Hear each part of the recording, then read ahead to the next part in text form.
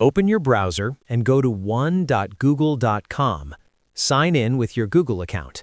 Once you're in, you'll see your current storage usage on the screen. You can see which devices are using your storage and which files are taking up the most space. Now keep in mind, to share storage with others, you need a Google One paid plan. On the left side panel, click on Benefits.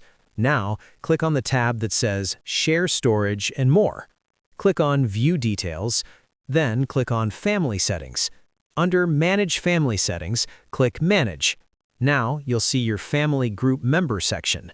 Click on Send Invitations. Type in the name or email address of the person you want to share storage with. Hit Send. Once they accept the invite, they'll automatically get access to your shared storage plan. Here's one important thing to know. Google keeps everyone's data completely separate. Your files, your family members' files. Nobody can see each other's data. Each person just benefits from the shared storage space. This way, your whole family stays covered under one single plan without paying separately. If this helped, drop a like and subscribe. Also, press the bell icon for more tech tips. Thanks for watching.